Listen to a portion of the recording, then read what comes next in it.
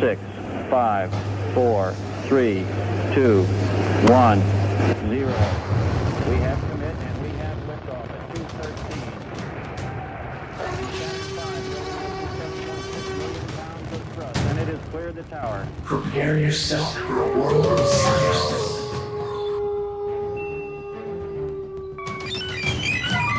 This is All right, what is going on, everybody? Conley here with the Science Nights. Hey, as promised, we got a live show today. We have Dr. Anirban Bhattacharjee, Dr. Thomas Schiller, and all the way from Australia, Dr. Sean Graham in the house live for our special live show here. If you have some questions for the night, give us a call, 837-1240, and we'll be just rapping a little bit throughout this show here. We got a lot to get to, a lot of new discoveries. Is that right? Yeah, we've had a pretty active few months in science, so I think we have new topics to talk about. And I've got a story. Okay. Before we get going, it's Let's not science related, and the other nights were making fun of me about this story because it is kind of lame. But I was in Terlingua over the past weekend with some buddies, and we were staying at the ghost town. And we were told by the guy that owns the place that there was a movie being filmed in Terlingua, and there was an actor and production crew staying at the same place we were at. And so we were all kind of trying to think of who it could possibly be. Like, is it Kurt Russell? Is it Angelina Jolie? Who could it be?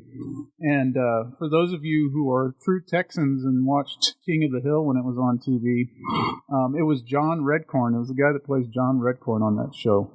So that was my fun story for the weekend. But John Redcorn. Now remind me of this person. he's the masseuse that cheats with Dale's wife on the show.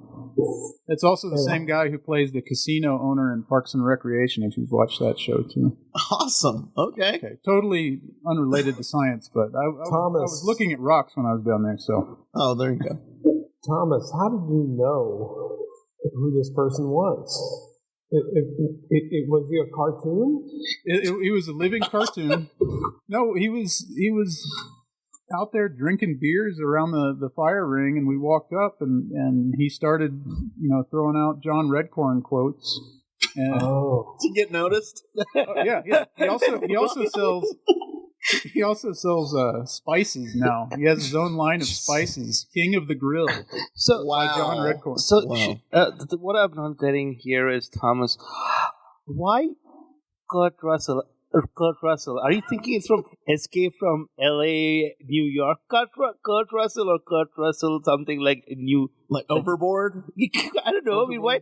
If I want to think about a male super like Hollywood star, it would be more fun one. Like, seems like Christopher Walken would be fun to hang out with. Well, we were out in Terlingua, so we were trying to think maybe it's a Western or something like that. So we're trying to think of actors who would be in a modern Western. Kurt Russell was one that came up. So we were also thinking, maybe Woody Harrelson. That would be fun. Bob Saget was another one. Woody Harrelson would be fun. Yeah. But it was John Redcorn. John Redcorn, okay. We talked about spices and King of the Hill. Woody Harrelson would actually go out and look for rocks and dinosaurs with you. He seems like that kind of person. He probably lives out there. Yeah. And Keanu Reeves would be too polite to tell you to go somewhere else, even though he was getting bothered by you. Yeah. We kind of secretly wanted it to be like Angelina Jolie or Elizabeth Hurley or someone like that. Oh, sure. Yeah, why not? Well, Anirban, what have you been doing? Oh, nothing much. Just sitting at home, teaching online classes. That's about it. Yeah. Same. Yeah, nothing. Still on that tiger? Yeah, still on the tiger. Nice. Riding it like crazy. Oh, nice. Very nice. And it's funny, all the way from Australia. So you've been in India and you've been calling in. Yeah. But now, we have Thomas Schiller and Anirban and Bhattacharjee here in the station. I am here, of course. But all the way from Australia, we have Sean Graham. Sean, hey, what's up? Hey, what's going on, guys? Yeah, I can never let anybody beat me, so I decided to go even farther away than Anirban was. Are you about 3,000 miles away from us right now? I'm calling you guys from 3 in the morning tomorrow. From the future. You're man from tomorrow. Hey, Sean, whereabouts in Australia are you? So I'm in a small town called Dubbo, which you've never heard of, which is about 3-4 hours west of Sydney. For the past 2 weeks, we've been in quarantine in a hotel in Sydney. And so we finally got out of quarantine yesterday. We drove out here to Dubbo, where we're going to be for the next couple of months. And I just happened to wake up at 2:30 in the morning. And so Here we are.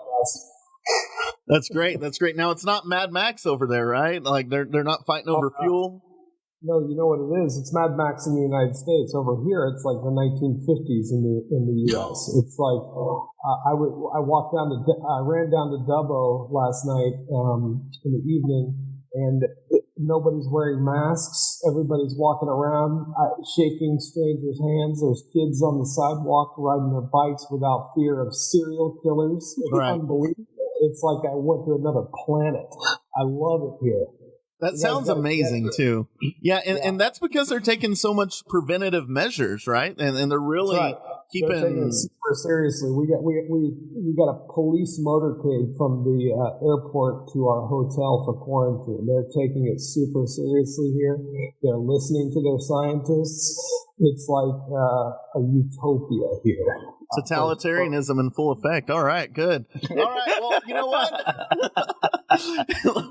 This episode is all about new and amazing discoveries today. So I know all of you have something to touch on when it comes to new and amazing discoveries. And last week, we had a really great episode about a good old colloquial kiss. And we were talking about all, the mating habits that were going on in the animal kingdom. But there is an update to that episode. And Thomas. And before Thomas can jump in, I was trying to do a segue with Woody Harrelson helping Thomas collect rocks and dinosaurs out there for that thing. Yeah. We didn't find any cloacas on our trip, but someone did.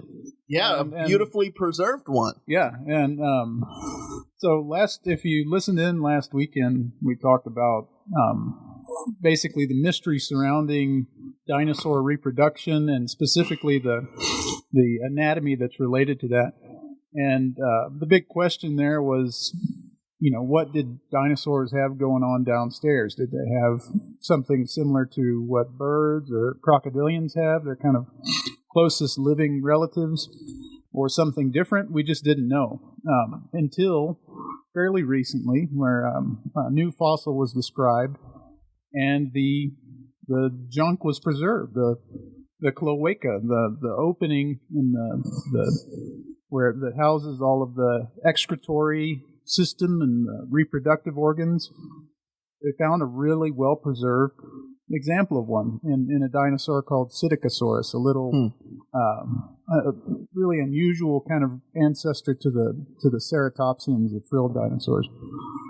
So we know they had cloacas, and this cloaca is so well preserved that we can actually see its shape and orientation and some of the components associated with it. And it is different from crocodilians, and it is different from birds. So basically, it's a simple opening, just like birds and crocodilians, but it has these two kind of protuberances on the side and a protuberance above it. What's a protuberance? Just a thing that sticks out. Oh, right? okay. These aren't sex organs. Or Protruding. Protruding, yeah. That's the root word. So it had these two little protuberances on the sides that were colored differently than the rest of the underside of the animal. And the same thing for the protuberance in the front. So the scientists were able to not only recognize that this dinosaur had a cloaca, but they could start to kind of theorize about what these different colored protuberances were for. So you're saying it's as well preserved, like it was so well preserved, they could actually see the colors in those. They could see that they were colored. That they so is that through the blood vessels or? Well, so there are these little organelles called melanosomes, in cells that basically are responsible for pigment for generating color. Melanin. Yeah. And in some really well-preserved fossils, you can actually see the structure of those melanosomes, and you can match that with living things to determine what the color was. And they've done that with Psittacosaurus's body, basically. They can tell that the top of the animal is a different color than the bottom, just like lizards and crocodiles, modern reptiles. So they know that the top and the bottom were different colors, but what they see at the cloaca is these kind of dark patches that suggest that the protuberances around the cloaca were different colors. And oddly enough, when they look at modern animals that have that different coloration around their cloacas, it's like to prevent bacterial growth. Certain colors will allow bacteria to grow, and certain colors will prevent that. Okay. Yeah. So that's one of the ideas. They also think that these protuberances around the edges might have been like musk glands. Sean, you can probably comment on this, but a lot of modern reptiles will secrete musk as a part of their mating rituals and things like that. Is that correct, Sean? Yeah. I was just thinking of, I was trying to picture protuberances that you can see in some modern reptiles. And if you pick up a lizard or a turtle and turn it over, often it'll have little things that kind of project out, little scent glands. And snakes are a really good example of this. If you pick up a snake, these little kind of holes will sort of appear, and you'll get sprayed by this musky smell. It's not as bad as a skunk, but it's not pleasant. And so snakes are a good example of something that would have something like that for defensive purposes. And it's always been kind of assumed that they may also use it for communicating with each other. A male snake could smell the readiness of a female and that kind of thing. Mm-hmm. So I could see that. That's pretty interesting that they could have a system like that. Yeah. And I was going to say, garter snakes will do that. I remember as a kid trying to grab garter snakes, and they will spray you with that nasty. Yeah, the musk. Yeah. So it might have been. I think they sell that right now. That musk smell somewhere. I don't know who would put like that Walmart. on. Walmart. If you guys want to know what it's like, just come any time during the summer. Come hang out with me, and I'll smell like snake musk from my field. Yeah, snakes are very abundant out there in Australia right now, I hear. Yeah, they should be. I imagine it won't be long before I start seeing snakes and spiders. And spiders. Yeah, that's true. We're going to get to that a little bit later. And so what else can we define from? So it's different from any animal on Earth right now that's alive, right? It's slightly different compared to birds and crocodilians, closest ancestors. Well, and it should be. We should mention that, and I think we nailed this pretty well. We kind of predicted this last week. That the unusual vertebrates in this respect are mammals, not reptiles, not birds. Most vertebrates have a cloaca. And it's a little bit weird that mammals, and specifically placental mammals, because marsupials and monotremes, like platypus and echidna, they have a cloaca too. And so the only mammals, the exceptional mammals, are the ones that have the arrangement that we have. So we could have, I think we did predict, and we could have easily predicted that dinosaurs would have a cloaca and not what we have. Yeah. Yeah, it would be more unusual if they had some weird novel thing going on, like us. So we're pretty weird. So where was this fossil discovered? I think this came from, I want to say it came from... South America, right? No, that's a different one. Oh. I think this one came from, I want to say Mongolia. Oh, wow. But I might be wrong there. I don't remember. Is that the huge fossil belt in northern China, Mongolia region, where they keep on finding discoveries? Yeah, I think it might have come from there, but again, don't quote me on that. I don't remember where it was discovered. It was actually found a couple of years ago, and only recently described and published. So Oh, so they heard our show and they were like, "Hey, we better go check. We better go check our fossils and see if we can find a cloaca because the science knights are wondering about what's under the dumpster of a Psittacosaurus." Yeah. That is completely accurate. And coming off of that, actually, there was did you read about that Cookie Monster discovery? Oh, the agate? Yes. Cookie Monster agate? Yeah, that's pretty cool. That didn't it sell for a bunch of money? Oh, it went, Several thousands of dollars? More. Well, it started at 10, but just went up to like 47, something ridiculous. But what is this thing? It looks, it's a rock, like a geode. Oh, okay, so it's an agate which looks like Cookie Monster? It looks identical to the Cookie Monster. Eyes, a big smile, blue. I mean, it looked absolutely they might as well just sell it to kids, right? Okay. Right. Yeah. Make a cereal out of it or something. I'm looking at a picture of it and it looks identical. Isn't that neat? Yeah, but instead of selling it to a kid, they sold it to some nerd for 40 grand. Right? Oh yeah, 47 I think is what I don't know, but still, it's pretty amazing. And it's pretty amazing what you can find just like researching it and look. Well, there's all these different things that we just haven't known about that are just coming into our own paradigm, right? Yeah, and agates are pretty enigmatic how they form and why we have such brilliantly colored ones and ones that are just kind of drab and Well, if you watch History Channel, aliens is the reason. Oh, of course, always. Yeah, we can always explain things with aliens. Yeah. So, and I was thinking on the lines of this when you said they discovered it like 2 years ago. And it's talking about the cloaca. Yeah, cloaca, not the agate monster, but the cloaca, and it took them 2 years to publish. So this kind of also shows like it's not like you're just going to the field and you find something and you're, oh yes, this is amazing. They most probably didn't even realize immediately at that point. They most probably took it to the lab and they worked on it, like removing the all around it, like the whatever debris that was on top of it, like the sediment and stuff. Yeah. And then they found it. Like took them like at least a year and a half to at least go to the. Well, I don't know that it required much prep work because it was preserved kind of like if you've ever seen the Archaeopteryx fossil from the Solenhofen, the famous one. It was on a bedding surface. So they probably just pried it open, or it was sitting out there in the open. I would probably guess that it took them a year or two to publish because that's just how long it takes. When we find something, and I'm a perfect example of this because I have to teach too.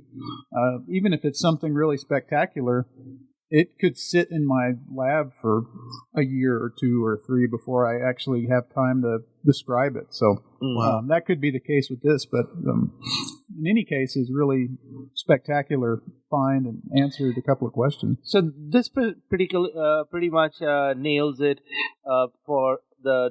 Not nails, at least gives a huge clue to the dinosaur reproductive systems, right? And it's like which we didn't have any clue before. Yeah, and the excretory system. There were actually there was fossil poop in the digestive tract. Okay. So, oh wow. Yeah, so they had that too. Herbivore, carnivore, herbivore. Oh, you're right. You kind of described the dinosaur a little bit, but could you go a little in depth? We're about to hit our first commercial break. Psittacosaurus really isn't that. It's hard to describe. It's like it's a quadrupedal dinosaur, so it walked around on 4 legs. Okay. It had a relatively small, maybe just a couple of meters long. Originally, what was so interesting about Psittacosaurus and why it's still studied is some Psittacosaurus fossils are found with these spiny projections, almost hair-like projections on their tail. Kind of like Stegosaurus? No, these are like spines. Spines. Okay. So it's kind of brought into the argument about the origin of feathers and all of this and what the original purpose for these projections would have been. Yeah. So it's a peculiar little dinosaur, but Does it have a long neck? Does Doesn't it have a have long neck, no. like a triceratops, a shell? Is or It has a anything? beak. It has got a beak. like a triceratops. So it looks kind of like a small bird that's walking around on all fours, like that's with no no. feathers. Like- No? Like you a trying to imagine this. hornless triceratops. A hornless triceratops with spines on its tails. Interesting. Okay. What, I can what see about that. a hedge, like a 2 meter long hedgehog with spines and just has a beak in the front? They were just on the tail. Oh no, I was not just tail, rather beak in the front, take the spines out of the Yeah. hedgehog kind of thing. Yeah. And, Maybe Whatever, the listeners yeah. can just use Google. Well, I gotta watch Land Before Time again. So anyway, all right, we're gonna go up to our first commercial break, and we'll be back with more amazing discoveries. We're gonna have a commercial here by our sponsors, Trilobite Food Truck. Hey everyone, you are listening to the Science Nights live this morning.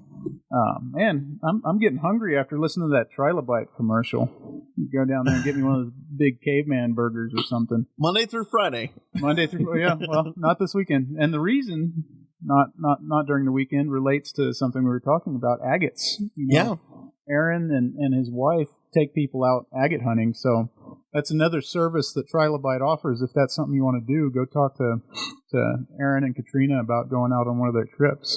Yeah, and what's so cool about, speaking of Australia, Sean, what's so cool about Alpine is that they have a rock shop, too, downtown on 5th Street. That's really beautiful. Right next to that is Wasserman's Ranch. Well, not Wasserman's Ranch, but the Wasserman's the store. Yeah. And if you go by there, you can see a really beautiful little baby kangaroo she has most days, but they're open Thursday, Friday, and Saturday, I believe. But really unique discoveries that you can make right here in Alpine. Yeah, and me and Aaron, we go way back. We went to field camp with each other in 2006. Oh, wow. So I've known him for a long time. And he's a cool guy. He and his wife are really nice people, and they'll hook you up with some good food and some agate hunting. Sweet. Very cool.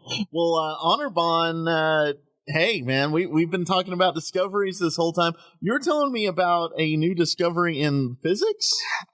it's not so much a discovery, rather something. So I would like to do a show about this entire thing later on. It's about a particular element called Einsteinium.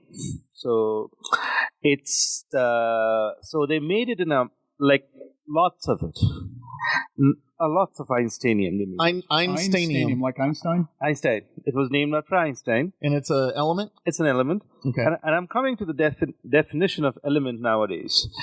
So IUPAC, which is basically International Union of Pure and Applied Chemistry, has now defined element as anything that can form a stable nucleus for more than 10 to the power minus 14 seconds. It's no longer the previous definitions of stuff, what you define as elements. So you have to have a stable nucleus for more than 10 to the minus 14 seconds. What does that mean?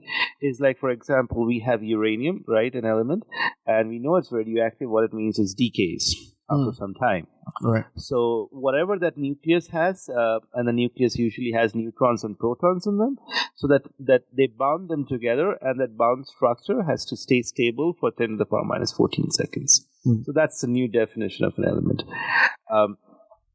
which I didn't know before. I was actually didn't know that definition of element has so radically changed from the time when I went to high school and studied chemistry. It's amazing how definitions are so transitory. You know, it's completely different from when you grew up, right? Well, this is 2021 right now, so I've been to I went to chemistry. It is over 20 years now that I've taken chemistry. So yeah, I definitely don't remember the 10 to the power minus 14 seconds at all, the definition. And what we always knew, I think Thomas will also back up, I think Sean will back up, is element is basically something that is indivisible, right? You break it down and take it to the atom, and every atom's the same. The next atom will be the same. And every element is unique from another element by the number of protons it will have in its nucleus. So that's what basically we knew. But it's not that, because anymore it's how stable the nucleus is. If it's stable more than 10 to the power minus 14 seconds, then you have an element.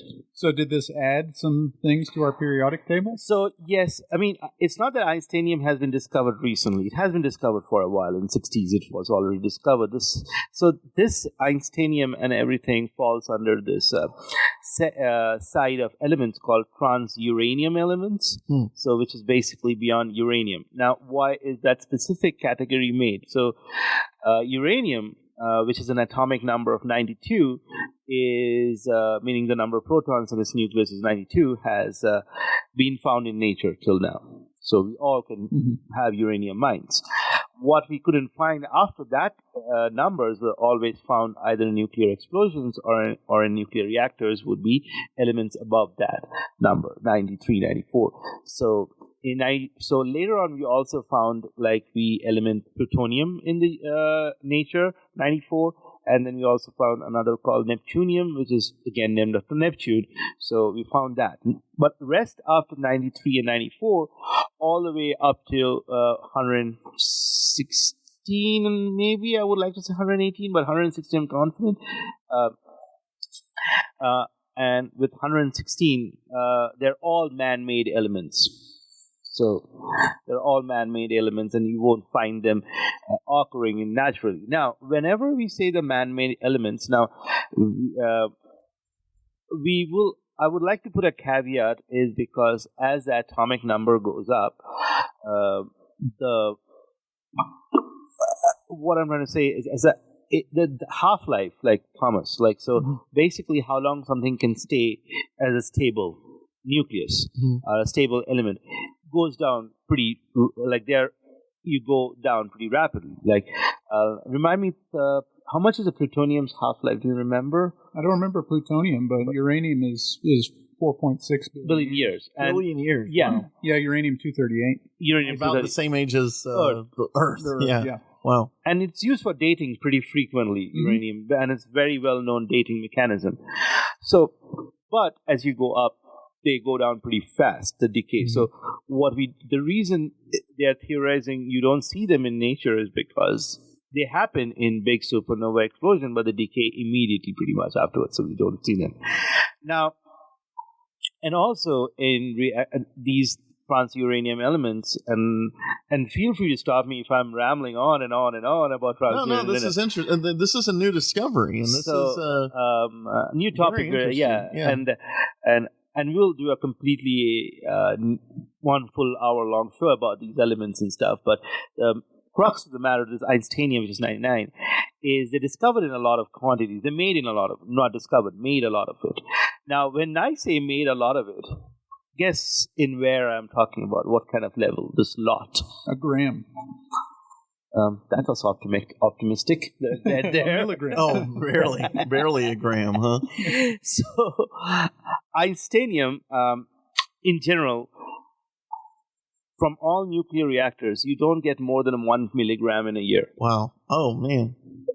So that's the amount of Einsteinium you're producing in an entire year. So is it a stable isotope? I mean, it's still radioactive, but it's stable enough. So it's is it a daughter isotope of something else, or?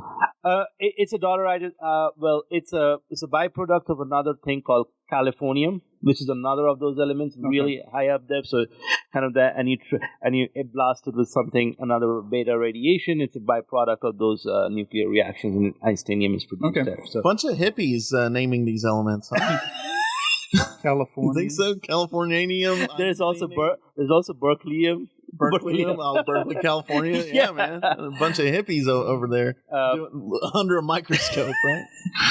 So this is one of the things, and as I was talking about this, these are extremely radioactive. They decay very, very soon. I think this one will decay within like 24, 25 days or something like that. So it's very fast and stuff.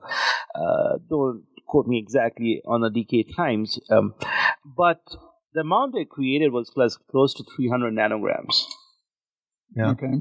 So that's like you take a gram, and it's a billionth gram is a nanogram. So you can see how little of that. Now, interestingly, what I found out is these things that and we will come is very, very costly to produce. So, for example, I think 1 gram of plutonium costs around like $4,000. Per not kilograms, so per gram will cost you $4,000 of production time, production costs. This is plutonium is 94. Then you go up to California, which is much higher up. I don't know the exact atomic number of that. It's like I think it's 100 or something like that. I don't remember, maybe something up there.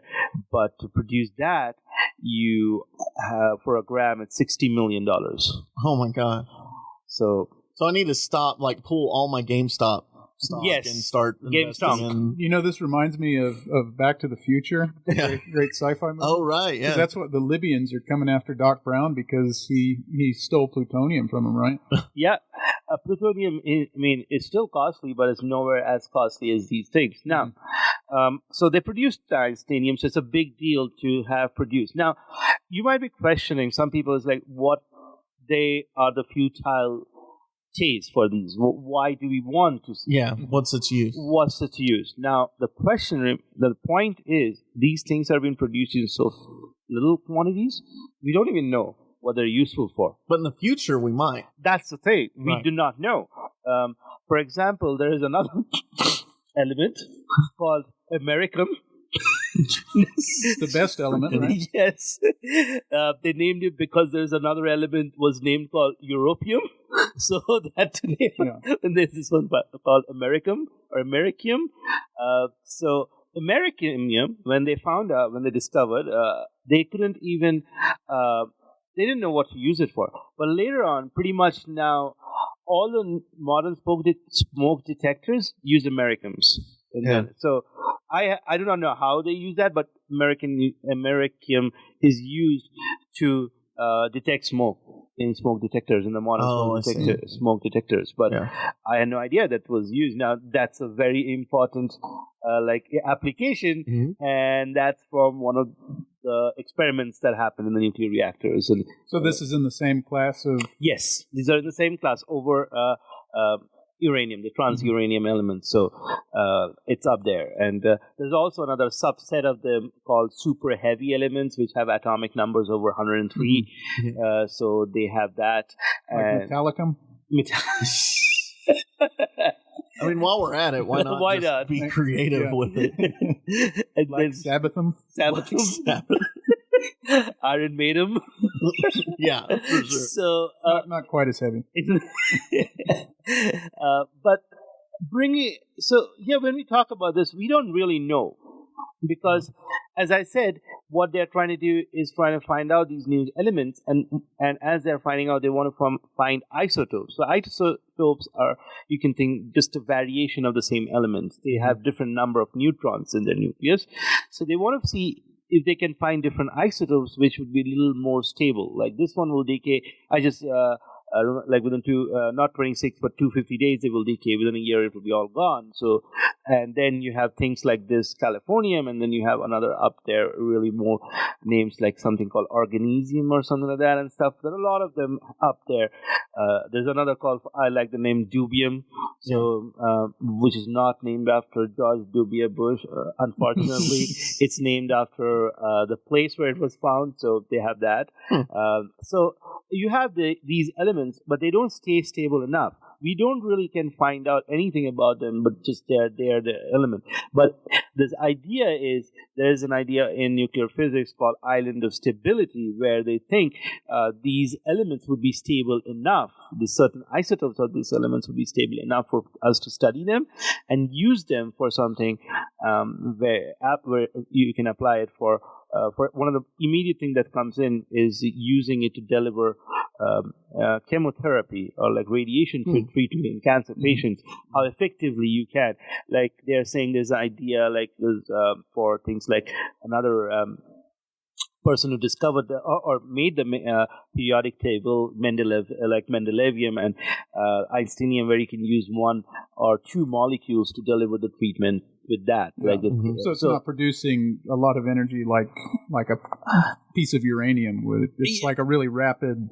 It's a very rapid burst. Yeah, it's not going to stay in your body for a very long time. Just a very short burst is there, and you can target where you want to produce it, want to place it. So these are all hypothetical situations, but this is the reason it's cool is because to me I didn't know much about these field. I knew these existed, but I just didn't know what was the use. Or now, as I was reading, it's like, and I was like, well, we need to do a whole show about this. Elements talking about it's like one of the main things is how useful they are, useful they could be in future. Right. So this is like very futuristic stuff. Yeah, that's very cool. And, just imagining that we can, for some reason, change the world with this possibly, right? Yeah. There's, we just, and this is another thing, bringing everything back is like doing the thing about science is like you're spending money now. You don't really know. I mean, you can just like immediately throw it as, oh, it's a fancy thing. You're just doing it because you can do it. But obviously there is very practical reasons for doing them, but we just cannot see right now. So right. I think that would be a good topic for a show, and Anirban and I were talking about this the other day, how people are kind of afraid of radioactive elements, and I mean, rightly so in some regards, but the future science involving radiogenic isotopes and elements, it opens up a lot of doors, and it's something we, as far as our energy resources go, I've always wanted to do a show about nuclear power and alternate energy sources, because that's something that I think the fear of radioactivity and the products of that kind of steered us away from nuclear power in the United States, at least, and I think it'd be a fun topic, maybe a little bit heated topic, but Sean has been silent for a while. We're actually going to get to him here right now. Before we get to all of his Australian adventures, but I want to let folks know, follow us on Facebook, Science Nights in the Morning. And you can actually download episodes on Spotify now, iTunes, Stitcher, and your favorite podcast listening app. You can listen to us, and be sure to subscribe to us there. Yep, and check out our Patreon too. Oh yeah, there's a Patreon page. We still just have one lonely contributor. So if you enjoy listening to us, if you like listening to us on Spotify or whatever the source might be, help us out.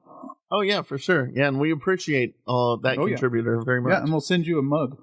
Yep, we'll send you a mug and a lock of Sean Graham's hair. Sean, how about that? What do you think? I can do it. Okay, cool, man. Well, there's been quite a bit of questions in preparation for this episode about some new discoveries in the reptilian world. There's an extremely tiny species of chameleon from the rainforest of northern Madagascar. Maybe you're familiar with this. I'm familiar with chameleons in Madagascar.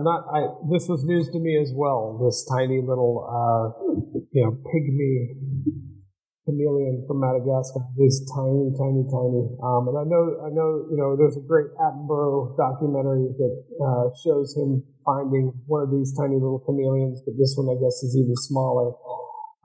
And it's funny that this little article that you dug up for me actually talks about the cloaca again, which is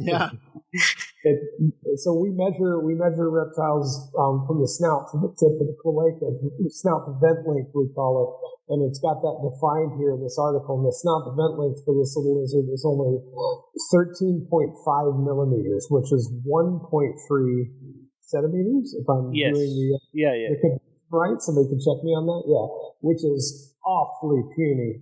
As an adult, it's got to be among the smallest vertebrates at that size. I know there's some tiny fish that have the trophy for smallest vertebrate, but that's got to be really close to one of the smallest vertebrates even. It's pretty incredible. Rapesia nana, which the nana part would mean, tiny. And, it's got a picture of it. It's super cute. And just awesome. And the chameleon diversity on Madagascar is just unbelievable. Some of the largest chameleons are there, and then obviously the tiniest. Really cool stuff.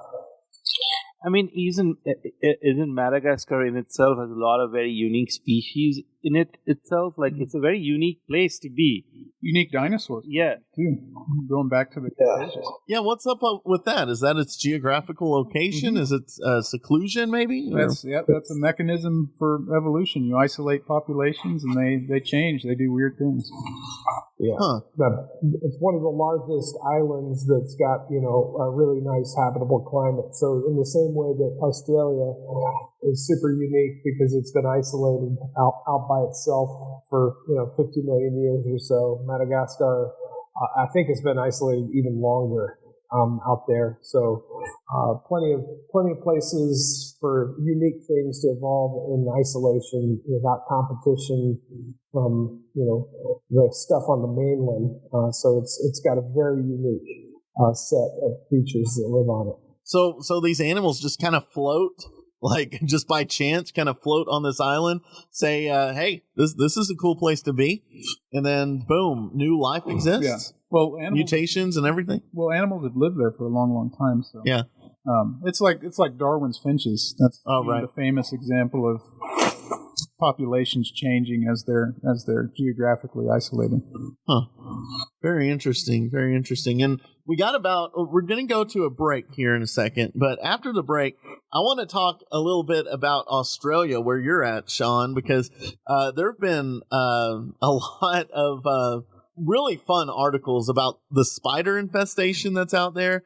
I read an article earlier this week about people finding snakes in the cabs of their cars because snakes are all over the place. Something's going on.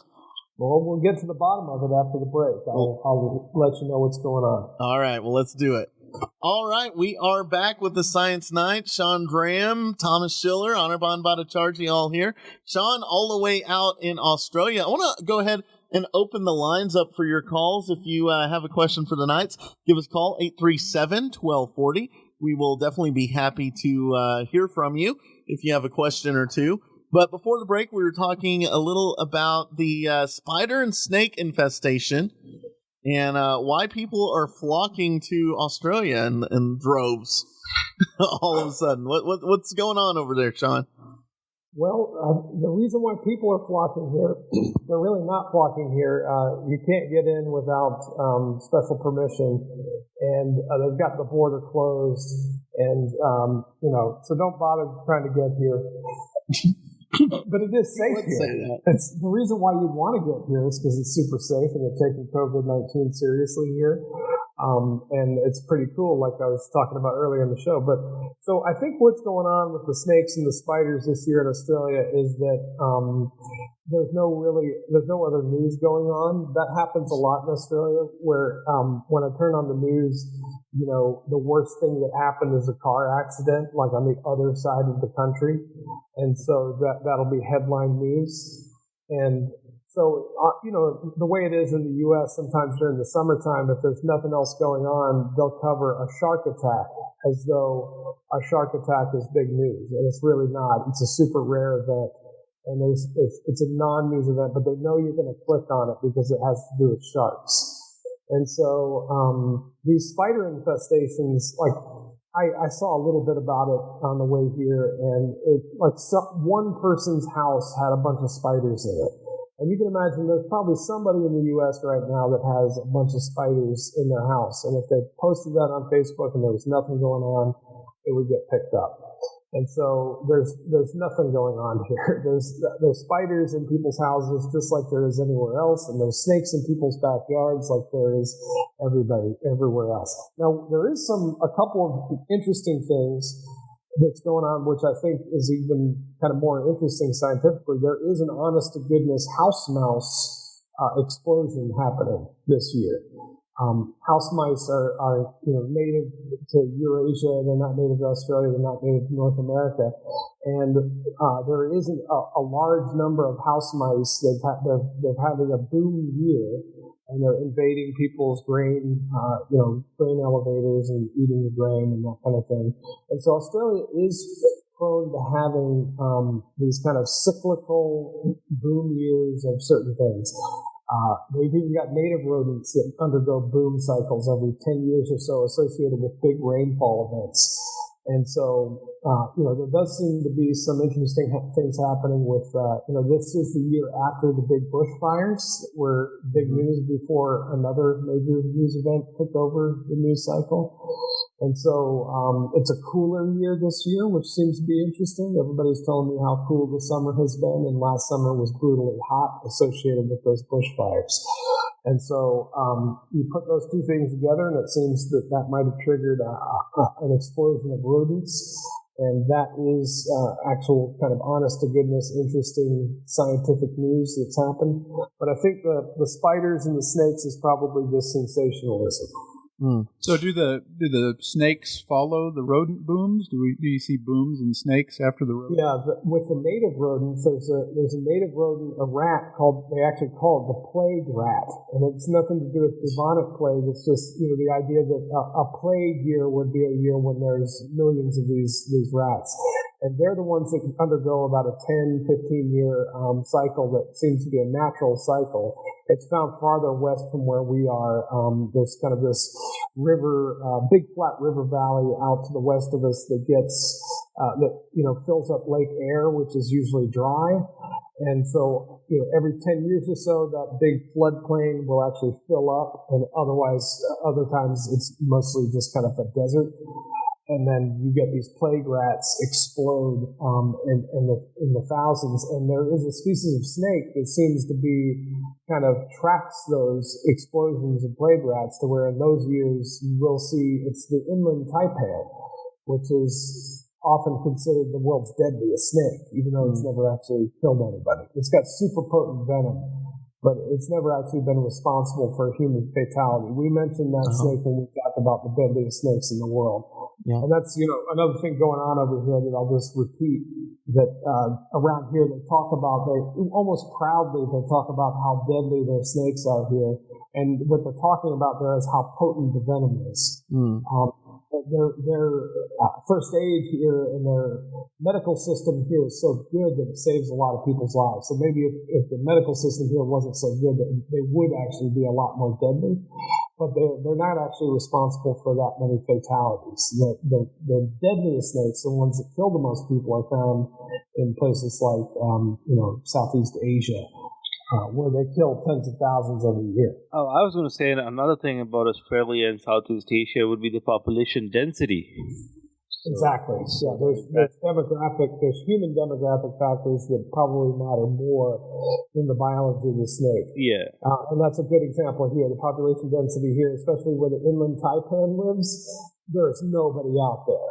There's like two or three small towns, and that's it. And so, the chances of those snakes, people like me, herpetologists, would spend years trying to wait for a good inland taipan year and then go out there and try to find these things. And otherwise, it's low densities. They're one of the rarest snakes to look for in Australia, so you're never going to see them. So is that the plan, Sean? While you're there, are you gonna go out and look for some snakes?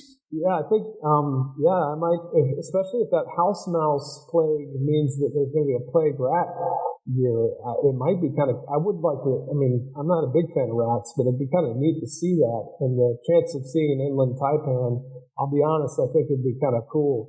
And so, it would be, it's in the west side of this state, and this state's the size of Texas. So it would be a road trip, but it'd be a lot of fun. Sounds like a good excuse to go on a walkabout. Yeah, that's what they call it down there, right? Walkabout in the bush. Yeah, a road trip. Yeah, that's a common term. It's a lot of fun, kind of language dissimilarities. There's different words for different things, and so shrimp on the Barbie, not a thing though. They don't say, they do say Barbie, and they don't say shrimp. Hilariously, they say prawns. What? Throw some prawns on the bobby, right? They're prawns. Prawns. Prawn. Prawn. Yeah. Okay. And I guess to pronounce that in Texas, as to say prawn. Prawn. It's and you don't call bell peppers as bell peppers there. You would call it as capsicum. A capsicum, yeah. And then whenever I have to get up to go number 2, I go to the dunny. Oh, that I didn't know. Yeah. Only number 2. Well, no, because Dunny is the bathroom. Oh, the bunny. Okay. Dunny. Dunny. I'm just speaking for myself. Number 2 is what I'm feeling. Okay. Very descriptive. Yeah. Very descriptive. Your in-laws are asleep in the other room thinking you're insane right now. Yeah. I'm just talking to myself about snakes. So like, Yeah, then Dunny's. Dunny's never stops thinking about snakes. That's awesome. Well, we got about 4 minutes left in the show today, and this is great because we're gonna have a lot more shows just like this, and I just wanted to express to our listeners there. First off, thank you for tuning in and hearing us out, and thanks for subscribing to us on Spotify and joining our Facebook page. We always have some really good articles, and you posted. What was your most recent article that you published about trace fossils?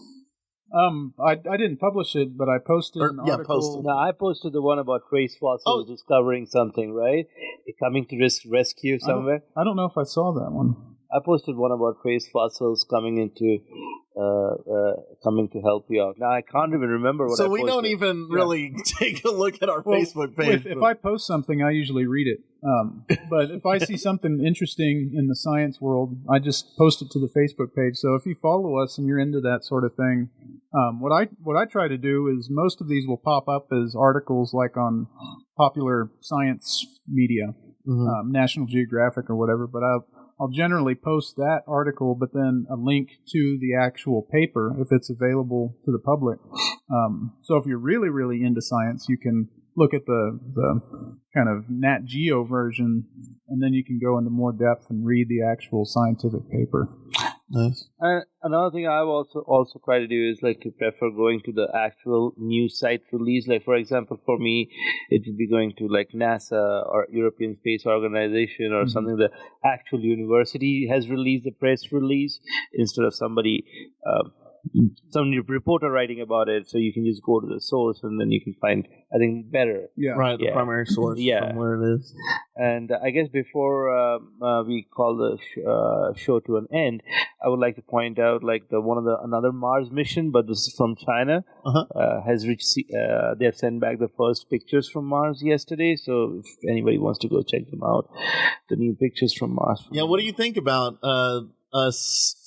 Talking about inhabiting Mars. I would suggest rather inhabited Moon first because Moon is much closer. It takes like a week to go there. It has water. It has already pretty well mapped. And Mars is like a longer journey and boring. Why boring? Why? Yeah, well, hey, I'm cool with going to the moon again, but the chances of us finding something really remarkable like a fossil or something like that pretty low on the moon, and way better. I mean, there's liquid water seeping out of cliff sides on Mars, bro. We got to go there. No, I was thinking more for like setting up a base. Like you could have we would have we have ice on Moon, so we have ice there, so we can set it up, and then launching another mission from Moon is much easier than launching it from Earth. So fine, if you want to do that first, let's do it. But the ultimate destination should be Mars, man.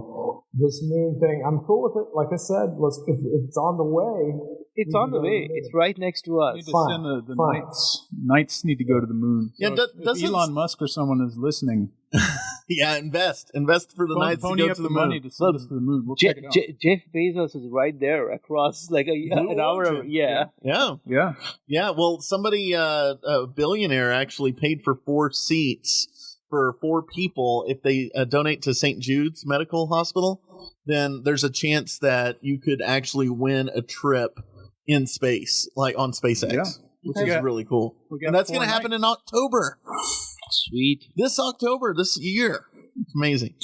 All right. Well, everybody, we're just about out of here. We'll see you next week on the Science Nights in the Morning. Thank you, Sean Graham, for being on here with us. Dr. Thomas Schiller, Dr. Audubon. On my tiger. On your tiger. Yeah. Don't forget that. We'll see y'all next week. Space Elves. Thanks for listening to this episode of Science Nights in the Morning. Be sure and follow us on Patreon for exclusive gear and uncut episodes. Check out the latest science articles on our Facebook page and subscribe to us on YouTube and your favorite podcast listening app. You can also listen every Saturday at 10 a.m. Central Standard Time at BigBenRadio.com. And if you got a question, we'll join the discussion. Hit the hotline at 432-217-1983 and record your message. We couldn't do this without you, and thank you so much for listening each and every week. That's Science Nights in the Morning with a K, and we'll see you next time.